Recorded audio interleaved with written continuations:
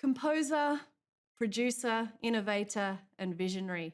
A man whose name has been synonymous with experimental and avant garde electronic music in Australia since the mid 70s. It's an absolute pleasure to welcome to the Australian Music Vault, Ollie Olsen. Thank you very much. Thanks for joining us today. Your name is synonymous with so many facets and fields of electronic and cutting edge music. I don't know where to start, to be honest, Ollie, but I think we'll start at the very beginning. What's your earliest musical memory? My earliest musical memory is to do with the fact that I'm deaf in one ear. So I always hear things in a strange way. So when I first experienced stereo, it was very weird. So my earliest musical memories were probably listening to Jimi Hendrix Experience and things like that when it was the 60s. So and I was very influenced by that. Other than that, it was going to record shops. And there was a record shop in the city centre here called Gazunda's Flea Market, and they sold largely European electronic music albums. And so I got right into that and I bought lots of them. This is like Tangerine Dream and Kraftwerk and all those kinds of things. And so I got very influenced by that early on. Then shortly after that, I decided to study electronic music, which I did in 75. And you studied electronic music with quite a significant figure in this country, a man by the name of Felix Werder, who composed for the ABC, the Deutsche Opera, the Berlin Festival. Take me back to meeting Felix and the influence he had on you. He had a tremendous influence on me. He was a very nutty character, and yet he was brilliant. He was absolutely brilliant. You were at that point thinking about becoming a painter, is that right? I was, yeah. And Felix completely changed everything for you in a sense. That's right. I mean, once I got into electronic music, that's painting with sound. So I didn't see any point in being a painter anymore. I just wanted to do sound. So, yeah. And synth culture or technology with synthesizers at that point was an unknown quantity, wasn't it? It was. What appealed to you about the instrument? What did you love? Well, just the fact that you could create any sound you could imagine. I mean, it's really, synthesis is one of those things where it's like I said, it's like painting. You mix up the colours on a palette and then start slapping sounds around. I mean, that's the thing that gets you in with it. It's just fantastic. And you mentioned that you were deaf in one ear. When did you discover that? Was that an early childhood thing? Were you born with that? I was born with it. I had meningitis when I was a baby. So I didn't know I was deaf in one ear until quite late, when my parents always thought I was stupid or I didn't pay attention or whatever, but it was the deafness. I did really bad at school because of it as well. So,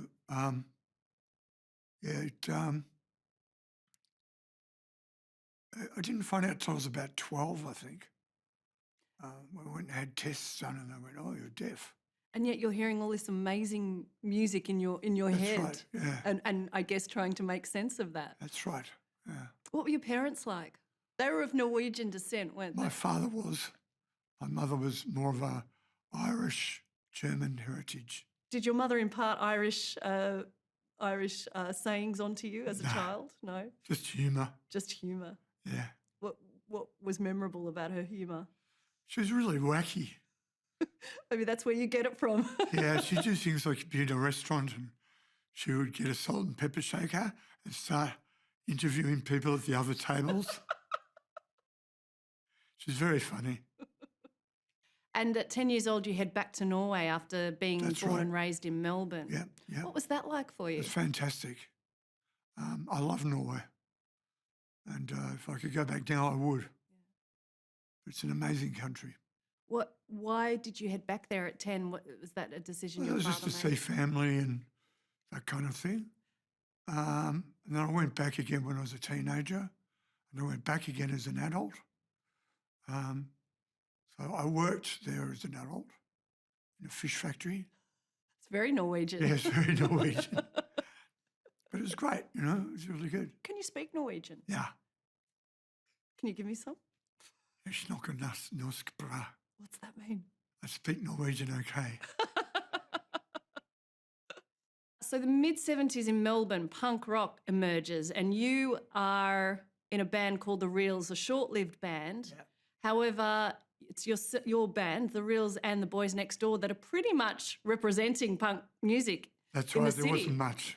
Yeah. Take me back to that time. What do you remember? Oh, it was terrible. Well, The Reels, the band I was in, was basically a rip-off of the Stooges and the MC5.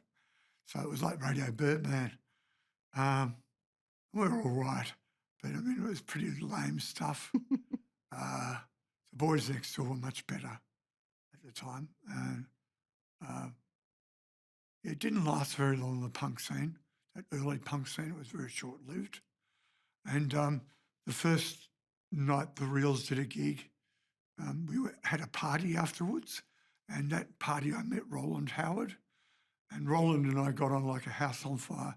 We decided then and there we were going to start a band. So that's how long The Reels lasted.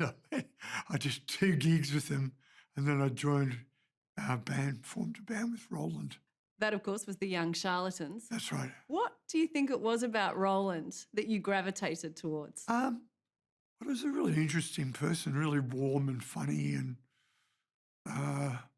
we had a lot of creative elements in common. Like we wanted similar things out of music. We didn't want to be just another copycat punk band. So they were the kind of things that gravitated us together.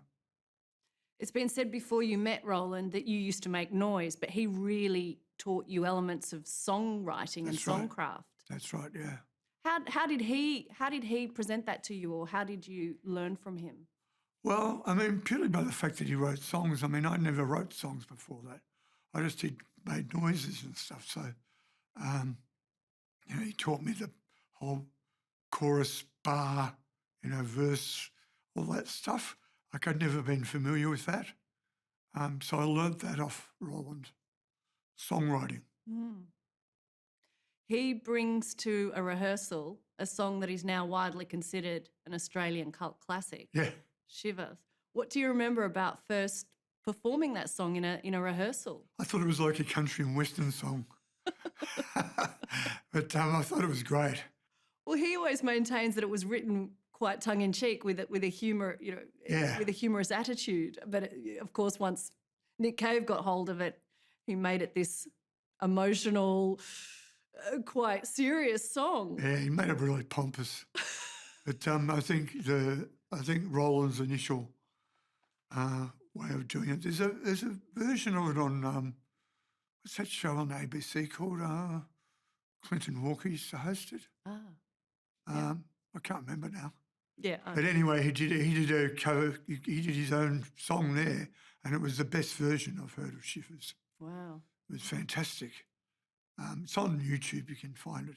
Mm. But that's to me that was the quintessent kind of Roland version. It's a shame he never got to record it himself. Yeah, that's Yeah. and yet there has been so many versions of Yeah. that song kicking around. Yeah. Including Screaming Jets. What did you think of that version? Oh, it's dreadful. Roland quite liked it because it made him lots of money.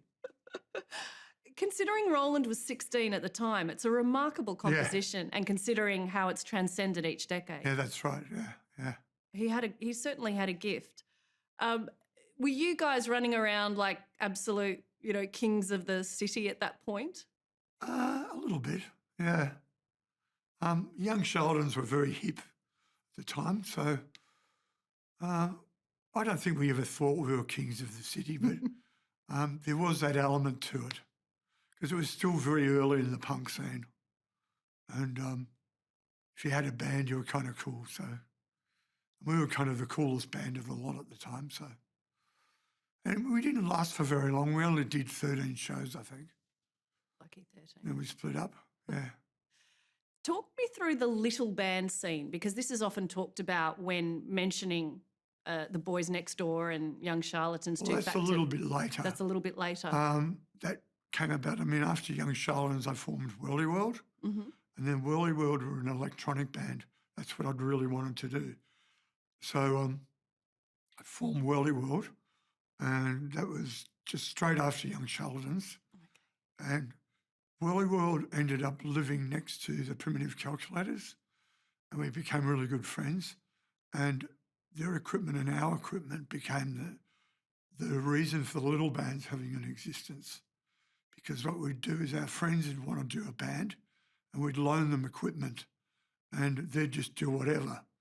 And that's how the little bands came about. They'd just do one or two songs on a night, and then that was it. They'd never form again. It was a one-off, you know. I imagine there was some quite avant-garde live. Oh, they really were, music, yeah. There's some great music during the little bands era. Yeah. Really good. I think the initial version of the little bands was the best. When we all went overseas, I think it deteriorated after that. Right. But yeah, it got a bit serious after we left. So Whirly World was where you really got to make those noises and, That's right. and use those synthesizers and embrace that technology. Talk to me about who was in the band with you. The original version had Dean Richards on guitar, Andrew Duffield on synth and keyboards. Who would later make his name in the model. That's right. And then later make his name with me and other things. Well, he actually studied with Felix Verder and I. Uh-huh. And a guy called Simon Smith on electronic bass. Another guy called Philip Jackson on synths and keyboards. John Murphy on drums. He's an amazing drummer. And me on vocals and keyboards. The Whirly World stuff still stands up to this day. I think it was so out there and so unlike anything that was going on at the time.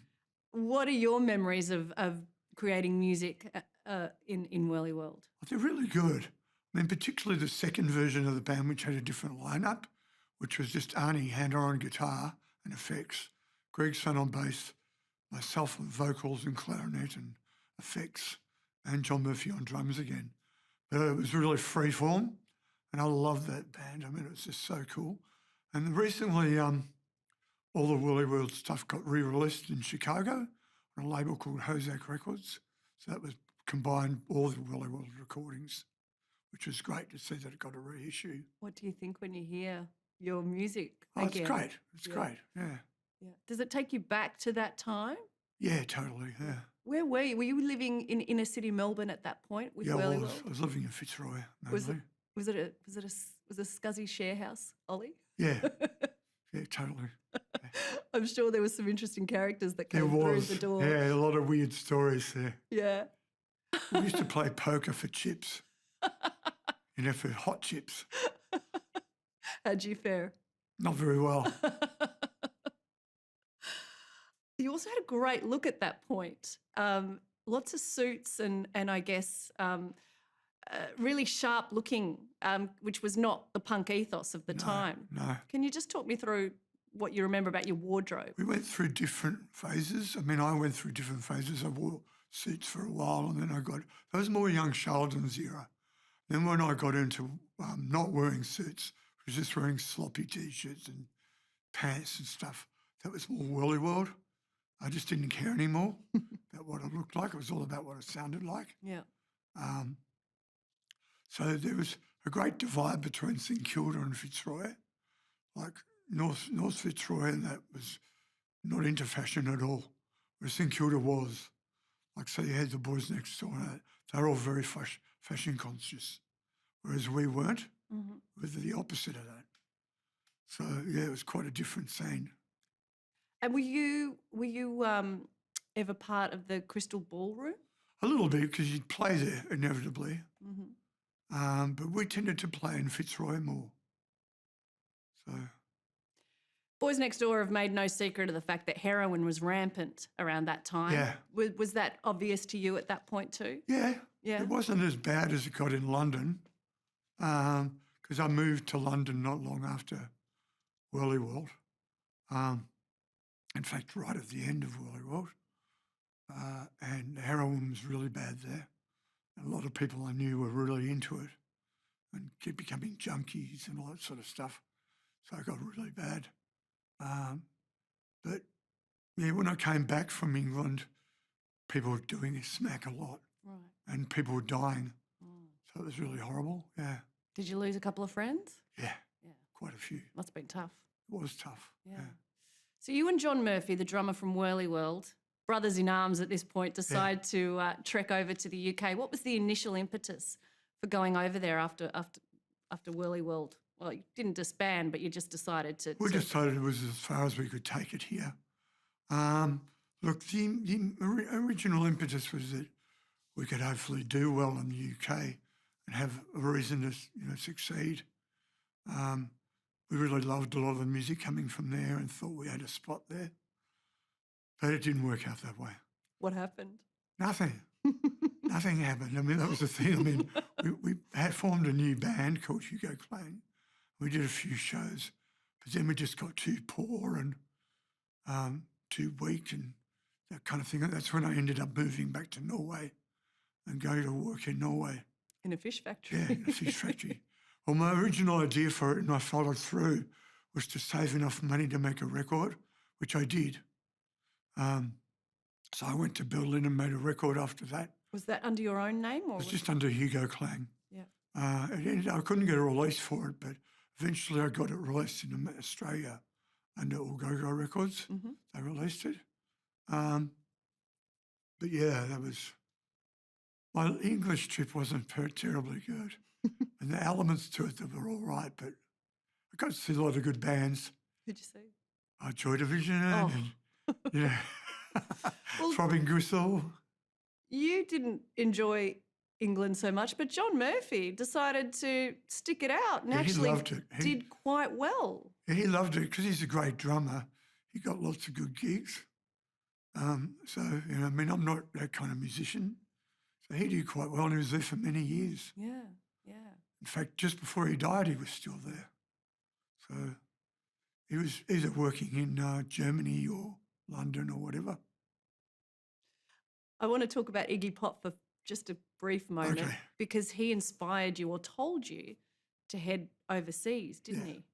What was Well, the he story told- behind that? Yeah, he told a friend of mine who was staying with him at his hotel, and he played him a Whirly World cassette, and he goes, "Oh, they should move to America or to London or something," saying that we'd have nowhere to go here. And I mean, he was right, but we had nowhere to go there either. Have you always felt musically you had nowhere to go? In a way, but I mean, that's part of the reason we started the label, is because there was always a way of putting it out. Mm. I mean, there's a lot of releases there, and yeah, that's really important. Whirly World was really inspired by what was going on with acts like Throbbing Gristle and Yeah. Suicide. As you mentioned, Andrew Duffield was in the band on what is described as electronics. What exactly was he doing in the band? Not a lot. He did play electronics. But, What are electronics, or what were they it at was just that? synthesizers, and Yeah. yeah, it was just the cool way we'd call it. Synthesizers, we call it electronics. Just make it sound more nerdy.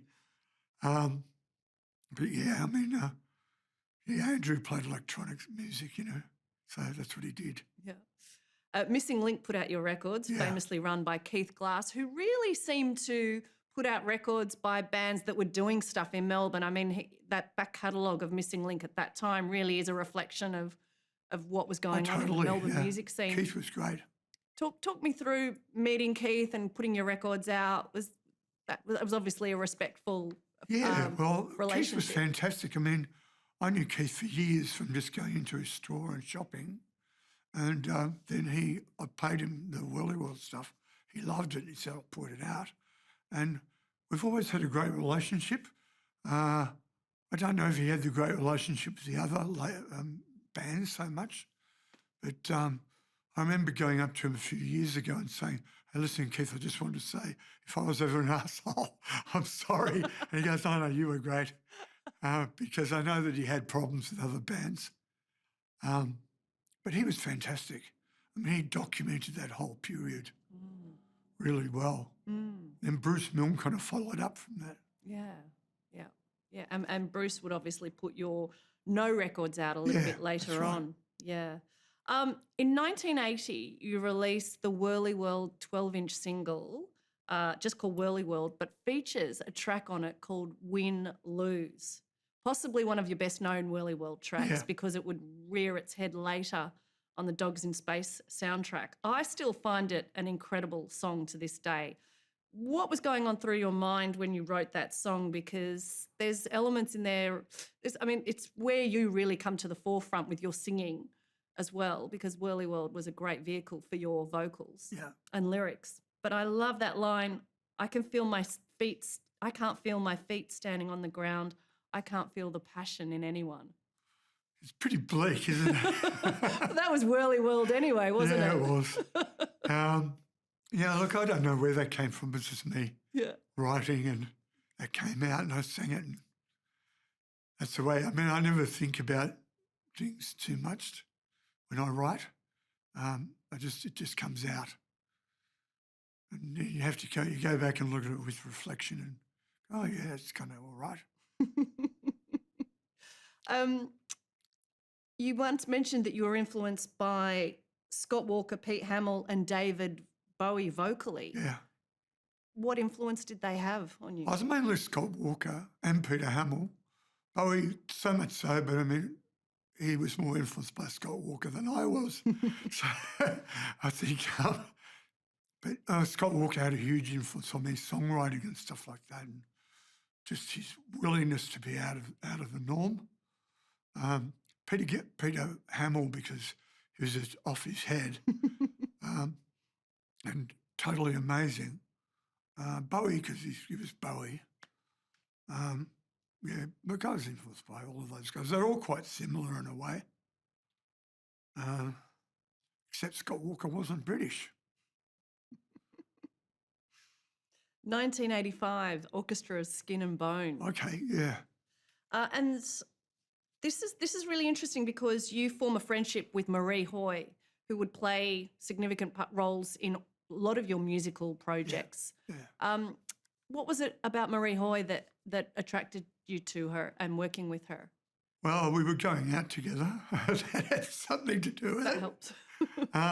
But I loved her voice and her attitude. She had this great attitude.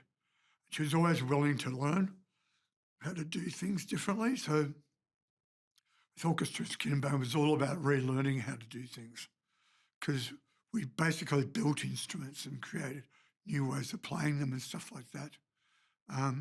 So it was pretty much all acoustic, the instruments. Right. So, and I had a whole bunch of people playing, like 10 people. It's like a or something. collective of some It sort. was a collective, yeah. We were all playing like zithers, but with hammers and all kinds of stuff. So it was very different. It was described as incomprehensible on stage. Would that be fair to say? Yeah, I think so. Was it just a matter of plopping the instruments up there and just seeing what happened? Pretty much, although we had structure and we rehearsed religiously. Yeah, right. But because nothing was in tune, it would always come out different, which was part of my whole idea for the band. One of the songs was Sometimes, That's right. which would again be reworked with your Max Q project a little bit later on. That was one of the ones that made sense. Well, there was a lot of songs on the Skin and Bone album that ended up being reworked by Max Q, like Odd Fin Rot. That got reworked by Max Q. Because I had such a short time to make the Max Q record, I had to pull from my past to put things together to make it work. I thought, oh yeah, that's good, that line, whatever. And so I just kept dipping into my past back catalogue, and that's pretty much how I did it. You mentioned making instruments, designing them. What was the craziest thing you worked on? Like you put together, you created? Probably just a cut up electric guitar, but I used to bow it, had a stick on the end of it, so I could bow it like a cello. But it sounded good. I'm sure it did. Yeah. Let's head to 1986. Richard Lowenstein secures your services to be the music producer on a film he's working on, very low budget, set in Melbourne, called Dogs in Space. How did you and Richard Lowenstein meet? Richard just approached me, rang me up and approached me out of the blue, I think. And then we hooked up and had a chat and like kind of thinking he was obviously a real fan of Worldy World and stuff, which was how he came to me. We got on really well and I agreed to do the job. I mean, I was working on the Northcote City Council at the time. Is that right? What were you doing? Was I that your day was job? builder's labourer, so I was doing really hard work. And of course I took up the job of being musical director on a film. It was much more appealing. So yeah, I quit my job and went and did that. Describe meeting Michael Hutchence for the first time, because Richard had him pegged as the star of the film. Yeah. Do you remember first I meeting do him at that first point? remember meeting Michael, and it was like he had a really cool flat in South Melbourne. I think it was South Melbourne. Really wealthy person's flat. Like he didn't rent it, but someone had rented it for him. But I thought, this guy's a rock star. It was my first impression of him was he just exuded rock star. But he was cool, Yeah. I liked him. Yeah. But it was a bit intimidating Yeah, when I right. first met him. And then, of course, it turned around the other way and I intimidated him. So anyway. You give him the song Rooms for the Memory Yeah. to record for the soundtrack. Yeah. I've got to talk to you about Rooms for the Memory. It's an incredible song from start to finish, Ollie. Thank you. It went number 11 in this country nationally. I think it got number 5 in Melbourne. Yeah. And it showcased Michael in a way that we hadn't heard before with In Excess, because it wasn't necessarily a commercial sounding song, and yet it's so hauntingly beautiful and so memorable. Do you remember the writing process of that particular song? Yeah, I worked pretty hard on that song. The Rooms for the Memory thing came out of going to hospital. A friend of mine was in hospital. I had to sit in the waiting room and there were memorials on the walls. In memoriam, the clock on the the wall. plaques on the wall, the clocks on the Right, wall. that's where it came So, from. so the rooms that had been donated by people who died and that kind of thing. So, yeah, that's where that whole thing came from. And then I created this riff and then it had all kind of came together. But I worked pretty hard on that song till I was happy with it. And it was a lot older than the Dogs in Space soundtrack. I wrote it in the early Worldywood days. And I said to Richard, I've got this song that I think you'll really like, and he loved it. And that's how it came about. And then we went about recording it. And I'm a real fascist when it comes to people doing my vocals, because they have to sing it like me. So I got Michael to sing it exactly like me, because that's how it works. And the phrasing and all that kind of thing has to be like me. Otherwise, I won't have part of it. I got him to do his own thing to a degree. There were things that were very Michael Hutchence towards the end, but the whole structure of the song, and that was very much my thing. Yeah. You recorded that at Richmond Recorders, is that Richmond correct? Recorders, and we did a little bit in another studio, but I can't remember which one it was. Was Tony Cohen involved at that point? I can't remember. I don't think he was. Nick Launay recorded that one. Uh-huh. Who was a great producer at the time, still is. Yeah. But yeah, he recorded that. What did you think when you had the final mix of Rooms for the Memory? I was very happy. Yeah, I was very happy when I heard it on radio. Kind of blew me away. Ian McFarlane, the music journalist, said once Rooms for the Memories was released, it only confirmed your commercial potential. Oh, that's nice. But was that, you weren't going for commercial potential, No. were you? And you've never been about that, have No. you? No. I mean, it's just that sometimes I write poppy tunes. It's never been I've tried to write pop music or anything like that. There've been points where I've kind of had a crack at that, but it's never real. Like if it comes out, if the pop element comes out when I'm writing something, that's fine, and I'm not going to be a snob about it. Um, but I find it's all popular music until someone.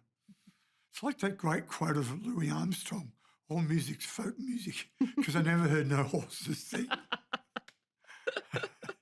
So yeah, which I think is true.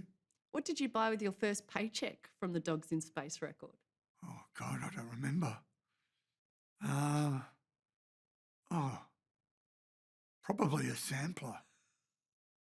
Um, I, yeah, I think it was a sampler and a drum machine. Finally. Got Yeah, a well, drum that's when I made the jump to forming No. It was Uh-huh. after that, Yeah, because because you had. Skin and Bone had a thing. And then I went and formed No with samples and drum machines. So So talk me through No. That again featured a number of people that you'd worked with in the Skin and Bone Collective. yeah, And it was noisier and crazier, but it still had structure. There was still I did. great I mean, elements. I thought it was pop music, really. I mean, at the time, I was working in a record shop called Pipe Imported Records, which I used to go and buy my German music from when I was a teenager. But they were a very funny record store. I mean, they sold German cosmic music and death metal. So I was getting this kind of weird crossover between the two that day when I was working there at the time.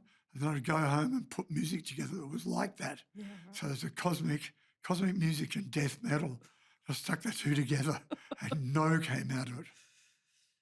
and influenced a number of Melbourne musicians at the Yeah. time. I mean, I think it's fair to say that Snog, David yeah, for Russell, sure. was definitely a disciple of No. Yeah. And that whole, I guess, electronic scene that kind of stemmed out of that at that point. Let's talk about some of the titles for No, which again were quite humorous. Glory for Ship for Brains Yeah. is one of them. You also did a reworking, and it's interesting because you mentioned him before, Jimi Hendrix, Are You Experienced as well? I love that cover. Yeah, it was really good to do the Hendrix song. Once We Were Scum, Now We Are God. Yeah. I mean, these titles speak for themselves. Glory for the Ship for Brains was really about we demand our glory because we've been treated like shit all our lives. And once we've come, now we are God is the same thing. It's really just a reworking on the same thing. How was taking No out onto the stages? It was fantastic. And we did a lot of great shows. And I think, like, by the end of our career, we were doing huge shows. We had U2 turning up to our shows and stuff like that. I think that No influenced U2 actually, because it wasn't long after that they did Achtung Baby, and they were using samples and things like that. And I think that they were a little bit influenced by No.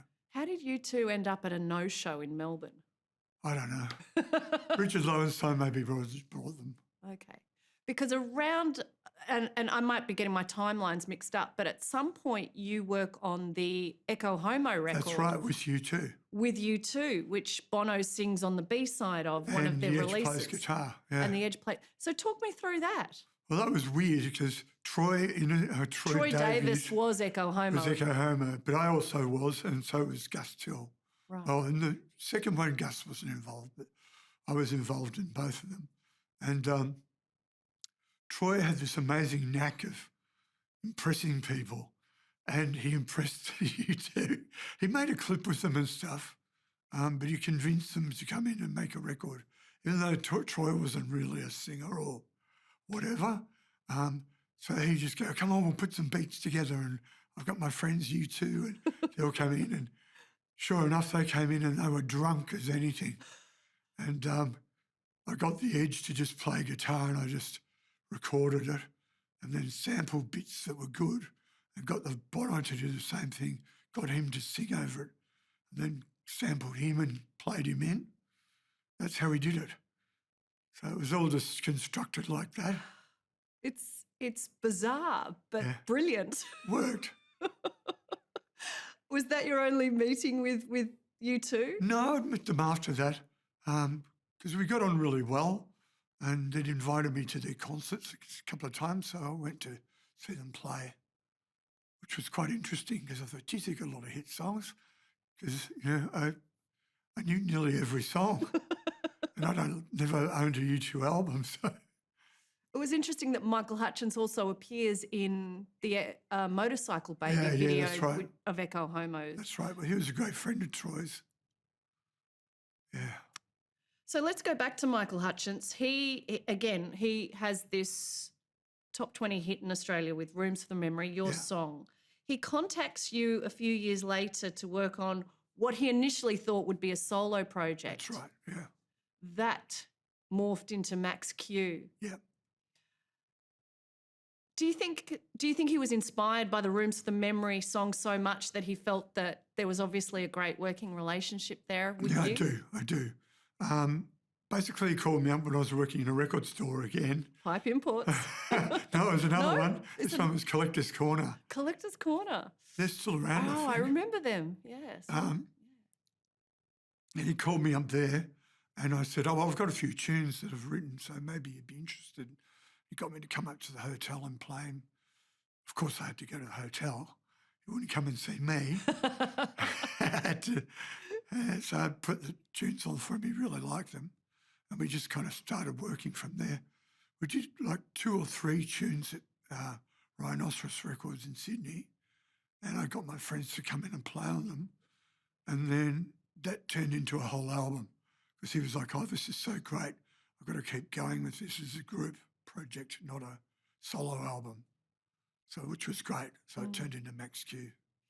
How was Michael's management, In Excess Management, how were they in relation to him working with you on a solo project? They weren't good. No, they were really, Chris Murphy, he didn't want Michael to do it. So he tried everything he could to make it seem like it wasn't Michael doing the project. So he couldn't have he didn't want Michael on the cover. He didn't, all that kinds of things. Michael's face had to be obscure in the videos.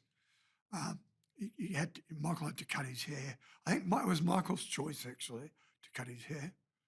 But anyway, it was really terrible.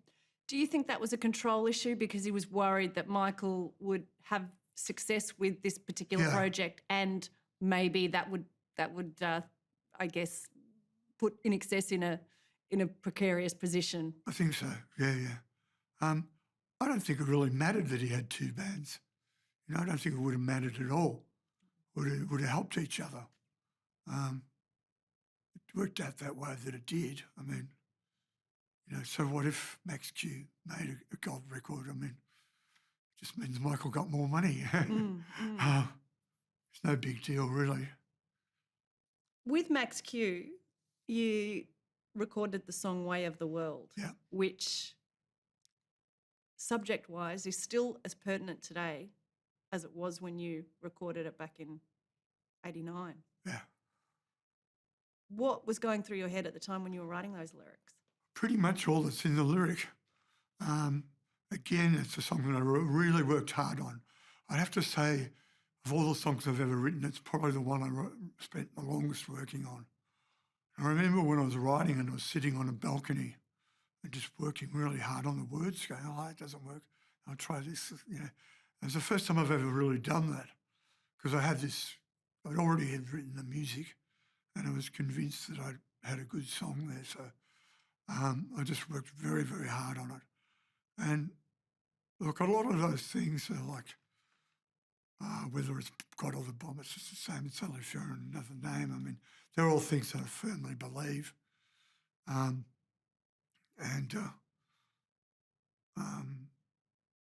Yeah, I mean, I'm essentially an anarchist.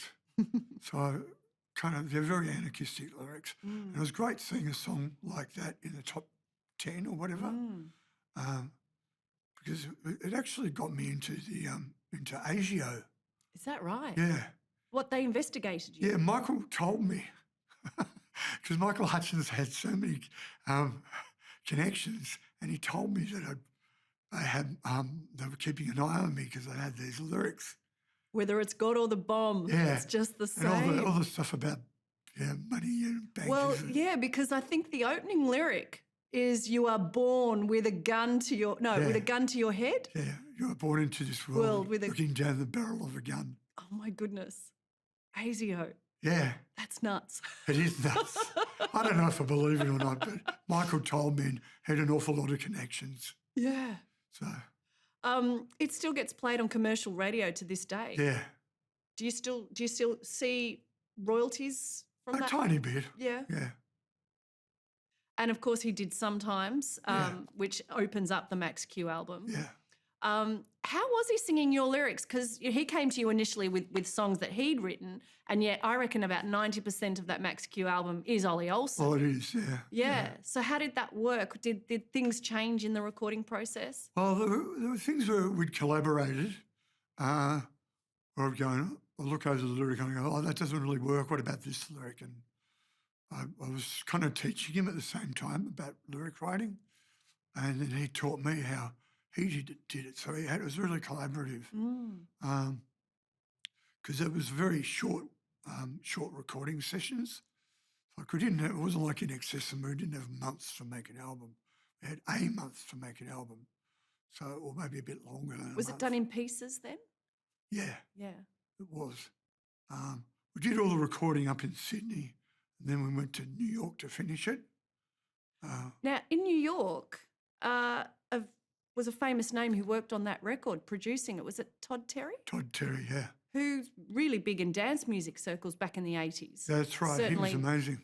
working with Madonna and other famous artists. Yeah. How did that come about? Well, I wanted him. I mean, Michael was like, who do you want? And he wanted to get Bob Clear Mountain. Oh, right. And I'm like, nah, It's more I've got rock, to get wasn't someone it? more contemporary, you know?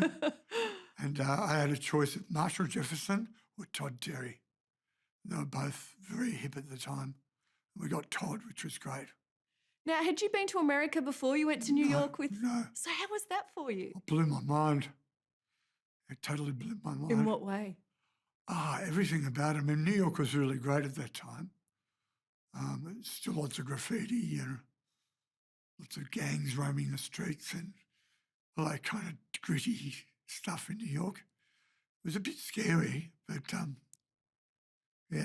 It was scary. What compared to Melbourne? Yeah, compared to Melbourne it was. Yeah. People carrying guns and shit. Oh, you saw that? No, but you could tell. Oh, okay. So, I mean, it's America, you know? Yeah, right. Wow. So, And you go on a promotional trail of sorts in America while you're there as well. I did, it With was later, Michael. yeah. Yeah. Talk me through that. What do you remember about that time? Because, I mean, obviously within Excess's management, they didn't want you promoting the record Well, too the heavily. thing is, Michael didn't do it. I did it. You did most of the promotion? I did nearly all of it. How'd you find that? Well, I was just on the phone all day, and it was really ridiculous. It was very boring because the people that were interviewing me didn't know anything about who I was. And so I had to fill in all this background information and basically repeat myself over and over and over again, and never gaining any new ground. So it was really boring. Michael did a couple of interviews with me, like the ones on MTV, but that's about it. Yeah. He didn't do anything. He just hung out at the hotel and put his feet up. Goodness me. Yeah. Michael once said about working with you, Ollie isn't supposed to hang around with pop stars and I'm not supposed to hang around with punk types. The band is made up of rowdy friends from Melbourne. These guys are good musicians who've never had a chance. Most of them have never been into a studio. They are real underground people who don't have any money. Some of them have never been on a plane before. They were worried that working with me, they'd lose their underground status. I don't think they were worried about that at all. I don't think they're worried about losing their underground status. I mean, everybody was sick of being underground. So it was actually really good to get fed and get some money and catch a plane and all that kind of thing. I mean, they all had a great time. And we had someone come in, a really great cook, come in and cater for us every night when we were recording. I mean, how fantastic is that? This is in Sydney at Rhinoceros. Yeah. Thank you, Michael Hutchins. Yeah, exactly. So and the food was great. I mean, we weren't complaining about that at all. Michael and yourself couldn't be more unalike. What do you think you represented to him? I don't know. I think my anarchic streak, probably he really liked. My sense of humour and my cheekiness, I think he really liked. I don't really know. You'd end up holidaying with Michael in Tahiti. That's right. You quoted that as one of the best holidays of your It life. was. It Why? was. Oh, it's Tahiti. I mean, you'd get up in the morning and jump off the balcony into a lagoon. I mean, how good is that? Was Michael paying for this or was it? He was. Yeah, right. Well, actually, I paid for some of it because we were staying in Bora Bora, which is off Tahiti. And locals call it boring. But I found it anything but boring. It's gorgeous. It's so beautiful. And just snorkeling around and doing all those great things. It was just fantastic. Were you close at that point? With Michael? Yeah. Yeah. Yeah. We just made an album, so we'd made the album, but we hadn't mixed it. So we were kind of working on the album a little bit while we were having a holiday. So we had DAT tapes and we were listening to them and deciding what we were going to do and that kind of thing. And of course, around about this point, he's dating Kylie. Is that correct? No, he was dating this girl called Johnny. This is pre Kylie Minogue. Yeah. But then on the promotional tour, which is later, Mm-hmm. he came into my hotel room and he goes, I don't know what to do. And I'm like, what's going on? He goes, oh, I'm obsessed with Kylie Minogue. And I said, well, why don't you just call her? And you're Michael Hutchence. You know, you can do these things. And so he did. Yeah, that was that. Did you see him much after that? Yeah, no, I saw him Yeah. and Kylie together. And Yeah. What were they like together? they were great. Yeah. Was he still obsessed with her? At the time, yeah. Yeah. I mean, they had an argument. I was at a party one night and they had an argument. And Kylie wanted to go home, so I walked her home. It was really funny because I'm walking her home and down Oxford Street in Darlinghurst. And this guy in a full-on bow tie and dinner suit comes out with like a Hasselblad camera, starts popping off shots of us. And it ended up in TV Week and that, like, who's the mystery man? And You got papped. yeah, I got paparazzi'd, exactly. So it was just like totally weird. I wish I had that photo now. Yeah. Just one more thing on the Max Q record. There's a brilliant song called Ghost of the Year. Yeah. It's kind of prophetic in a way because Yeah, it Michael was. essentially did become, in 1997, Ghost of the Year. Yeah. Did you ever had discussions about death or, what was going through your mind when you wrote that song? That song went through quite a few permutations, and I wrote it back in the Woolly World days. In fact, some of the lyrics I'd written in Young Charlatans. It was part of a song called Drowned, which I wrote in Young Charlatans. So it goes way back. And then I came up with this new chord progression. I thought, I could call it Ghost of the Year. And it just kind of came to my head. Then I put the lyrics of Drowned to it. It worked really well. So that's how it happened. So it's just serendipity that turned out to be Michael's death and that song. It's funny because I went to a barbecue. The Farris brothers invited me to a barbecue, which was interesting because they never invited me to anything. But it was just after the funeral and stuff for Michael. And that song was playing in the taxi on the way there. Oh, my goodness. Yeah, so it's a bit weird. That's bizarre. Yeah. The chorus is Now They Want to Crown Me for the Ghost of the Year. Yeah. Where were you when you found out Michael had died? It was really horrible. I mean, I found out I was just at home having breakfast. The phone rang and I picked it up and it's this guy going, I want your reactions to Michael Hutchence' death. It's a guy from the newspaper. It's just like, firstly, how the hell did you know my number? Secondly, what the hell's going on? So that's how I found out. I said, I don't know. And I hung up on him. And I started getting phone calls all day, and it was awful. What do you remember about the funeral? It was a star-studded affair. Nick Cave played Into My Arms. It was telecast. Harry and Miller ended up taking the publicity rights. Obviously, supermodels flew in. Kylie was there. What do you remember about the day? I remember it being pretty weird, and the whole thing was pretty weird. I mean, having televised and stuff was. I mean, Michael wasn't the king of England, let's face it. I mean, he's just a pop star in Australia. They should have just had a much more private affair, I reckon. The after party was ridiculous. In what way? If you had a silver ticket, you go into the real after party, Oh which my was with, goodness. which was with Kylie and all that. But if you're in the B grade, you get all the lesser people, which included Michael's dad, and which I thought was bizarre because I spent most of the time talking to Michael's dad, who I really liked. Had you been in much contact with Michael up to his death? I mean, he was with Paulie Gates at that point. Well, a little bit. Just prior to his death, he'd called me and said, I want to get together and talk about a new album.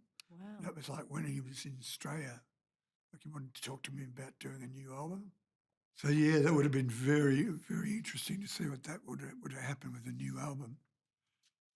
Because I'd have changed a lot since then, and I'd have learnt a lot new electronic tricks, things like that. So I reckon it would have been very different. Mm. I got offered to remix Max Q sometimes, and we did it, and I sent it to Michael. Never heard back from him. So I ended up releasing it on Say Harmonics Uh-huh. because it was very wild. Yeah. But I think it's great. Let's talk about Psy Harmonics, the record label you formed with Andrew Till and Bruce Butler. That's right. And of course, featured your own project again, Third Eye. Yep, that's right. You did a great reworking of The Real Thing, the Russell Morris Oh, song. thank you. Yeah. I like that reworking. I think it's really good. Well, it was interesting because it was very much on point with what was going on in UK trance and dance circles at the time with artists like The Beloved and The Grid, for example. Yeah. It was certainly, again, you were cutting edge. You were leading the way. Psy Harmonics was a label in which you could, I guess, explore these sounds and sign up these artists. Yeah, so with Say Harmonics, we ended up issuing like 42 albums. So we put out a lot of Australian music. Like I had lots of young friends who were making great music. And I just thought, look, this deserves a hearing. And so I just put it out. What's frustrated you most about putting records out? Not having them noticed, I think. Not getting reviews, not selling. Not the money's got a lot to do with it, but when you've got a record label like Psy Harmonics, you want things to turn over so you can completely continue to do the good work. To fund further projects, yeah. And those funds were all those further projects were basically like arts grants for young people, to put out their records, which is great.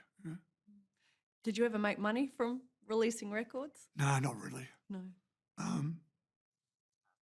It made a little bit of money, but yeah, it was just the thrill of doing it more than anything else. After that, what happens? Third Eye was just a project of sorts. You've gone on to do countless other projects since. Yeah, I mean, I was with Psy Harmonics. I did my main band with Psy Harmonics was Shaolin Woodman, and I did like 4 albums, I think, with Shaolin Woodman. My goodness. And that was a virtual band. And I shouldn't be saying that, but now people will know. But I just had like animated characters. So you were the Gorillas before the Gorillas. That's right. Yeah, the Gorillas came along quite a bit after. Wow. But we were doing that kind of thing. And it was very different because the music was much more avant-garde than the Gorillas, for example. But I really love some of that music. You once said you're not into repeating yourself. You're interested in finding new sounds, and like a true artist, you've never yielded to commercial pressure nor veered from your path. and you've never stopped making music. Yeah. What is it that inspires you to get up there and just keep going? Well, a friend of mine once said that, well, not a friend of mine, but a guy that I heard of, a guy called Stevie Dunstan once said that music's like a ship and it's going on, it's going for a journey. Some people want to get a ticket, get off at a certain ride, but he's just there to stay at the steering wheel. That's what I want to be. I don't, yeah, I don't care where it goes. I just want to be on it for the journey. I'm going to bring up Ian McFarlane again because he said that Ollie Olsen has always struck me as being an outsider, someone who basically bypassed all the rules of music and created his own. For someone who created so much over the years, he's somewhat of a recluse, has always managed to shun the limelight, even when he was collaborating with Michael. Yeah, Is that a fair statement? I think so, yeah. What is it about the limelight you don't like? Well, I don't like what it does to me. What does it do? Well, people kind of want you to be egotistical and have a rock star image, whatever. But I mean, people like even though I've remained independent and underground, people often meet me and expect me to be something else, to be this kind of person full of bluster and stuff. Well, I'm not like that. I'm quite a quiet and reserved person. So I prefer to be like that than be some obnoxious, So yeah, I guess that's why. Mm. And I was interested to find out your real name isn't actually Ollie. No. So where did the inspiration behind Ollie come from? My surname, Okay. like my name's kind of complicated. My my birth name is Ian Christopher. Ian Christopher. Yeah. No one No one calls me. you Ian. No, I'm not an Ian. No. But I had two. I had a Norwegian name. What's your Norwegian name? Ingberg Christian. Inbigberg Christian. Ingberg Christian. Inber. Yeah. Wow. And so the two became one, and I got called Ollie. People, when I went to school, everyone started calling me Ollie because my name was too confusing. I just stuck. Do you feel comfortable talking about your health? Yeah. Yeah.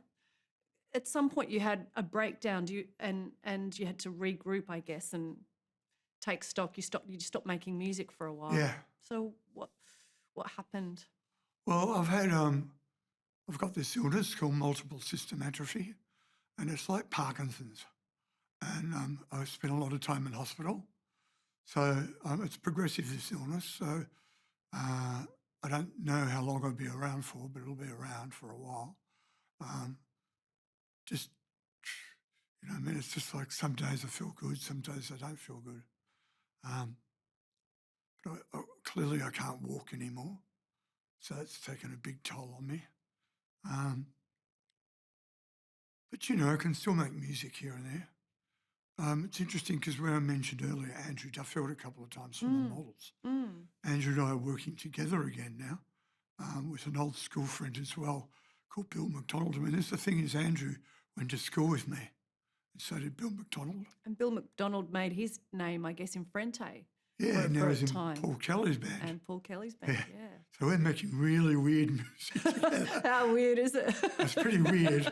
It's nothing like Frente or Paul Kelly. Not if you're involved, Ollie Olsen. Well, it's definitely unlike any of those things. What does it have a project name? Not yet. Not yet. No, keep tossing that around. Andrew's been through quite a bit as well. He has. He's managed to navigate, I guess, trauma as well. Yeah, a lot. A lot of trauma. What is it about your friendship that keeps you, I guess, wanting to make music? I mean, he's like a brother. I mean, so is Bill. I mean, I've just known him for so long. It's like everything's just natural. You get together and it's just like you pick up from where you left. You don't have to, stand on any, what's the term called? Stand to ceremony or whatever like that. Just get straight back to where you were, which is great. We talked about Boys Next Door before. What are your memories of Nick Cave back in those early days? Did you have much of a friendship with him? Yeah, we had a really good friendship for a while. We were kind of best buddies for a while. Um, but then Whirly World and the Boys Next Door really grew apart. Well, musically, you were so different, weren't Yeah. you? And then there was a lot of bitching and stuff about each other. But then we went back, we all went to London. And me and John went over first, then the Boys Next Door followed. And then inevitably we all got drawn together because of squatting and that kind of thing. Then the friendship whole kicked off again. But then heroin got involved. And, I wasn't into that. So we kind of split out, went our separate ways after that. But since then, I haven't been friends with Nick. Do you regret that, or is there any sense of loss of that friendship? Yeah, I mean, I really liked him as a person. I mean, I found him very funny. But nowadays, I mean, I feel so removed from him. I mean, I wouldn't have a clue where his head's at and that sort of thing. I mean, I felt very sorry for him with the loss of his kids and stuff. But and I don't know much about his new music. Occasionally, I'll hear something. Peter Luscombe, the drummer for Paul Kelly and Joe Camilleri, Rock Whiz Band. And me. And you worked on a project with him as well. Yeah. One of your many projects. Your list of projects is so long, Ollie. We can't cover them all today. But he did say to me that he regards you as a visionary that lives in a parallel universe to Nick Cave. He said, Ollie should be regarded as an innovator who has carved a career with little assistance from the industry. He's been on the cutting edge of electronic music with a punk ethos. He also possesses a great sense of melody and, dare I say, has a tenderness. Oh, that's nice of him to say. Would you say you've got a bit of tenderness in there? Yeah, I would say that. What things make you warm and fuzzy? Oh, all kinds of things. Yeah? I mean, I often cry at movie trailers and, I cry all the time. Songs make me cry. Yeah? Yeah. Isn't that funny? Because Rooms for the Memory makes me cry every time I hear wow. it. It has such an effect on me. Yeah, that's wonderful. And yeah, you describing the plaques on the wall in the hospital makes so much sense because, yeah. That's Michael, going back to that song. Michael got it wrong because it was in memoriam the plaques on the wall, not in memorial the clocks on the wall, which is fine, but Yeah. he made a mistake. That was my mistake for not picking it up at the time. Right. And I always think of the clocks on the wall in the music video. Yeah, oh, right, yeah. Let's talk about Primitive Ghost, one of your many projects. This was a project that was picked up by Warner Music. Yeah. And there was an album recorded, but it never saw the light of day. So what happened? Well, unfortunately, the A&R guy left Warner Brothers. When he left, all the projects got pulled, including Primitive Ghost, which is a real shame because we were really good. It was kind of a drum and bass thing, even though by the end of the album it had progressed into something other than that, of course. So, yeah. Ollie, I'm curious. You've played around with so many synthesizers, samplers, and all sorts of electronic equipment, but what's your favourite? My favourite is the EMS AKS Synthi A, which I don't own anymore. I stupidly sold it Why? because I'm an idiot. But yeah, I sold it ages ago. Yeah, it's brilliant. Yeah. What was it about that instrument that sets it apart? It's got a unique sound and very easy to use and really good to improvise with. What do you like to tinker on these days? I've got this gear called Teenage Engineering stuff, which I like. It's very interesting. And a thing called a Syntrix, which is like the EMS AKS, actually, in a lot of ways. Yeah, that's about it. OP1. If your life was a sound, what sound would it be? An oscillator. Love it. Other people have been describing you, Ollie, but how would you like to be described as? I have no idea. How would you like to be remembered? Ah, as a kind person, I think. I'm not too fussed about how people think of my music, No? but I like it to have certain things. The records I put out under my own name, like I've done a couple. I've only done a couple. Emptiness, Simulated, and I Am the Server. They're all records I really care about. They're the ones I'd like to be remembered for. All the other stuff, it's like, I'm not too fussed about it, you know? You say you're not fussed about your back catalogue and your work, but is there one moment that you're most proud of in your career when you look back at your back catalogue? Yeah, I'd have to say Simulated. The Ollie Olsen Yeah. record.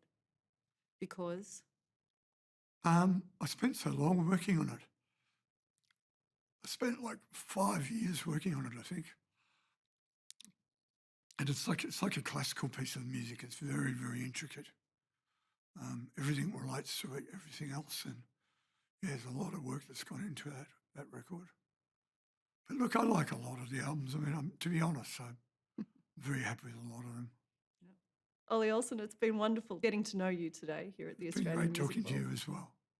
Thanks so much for your time. My pleasure. Thank you.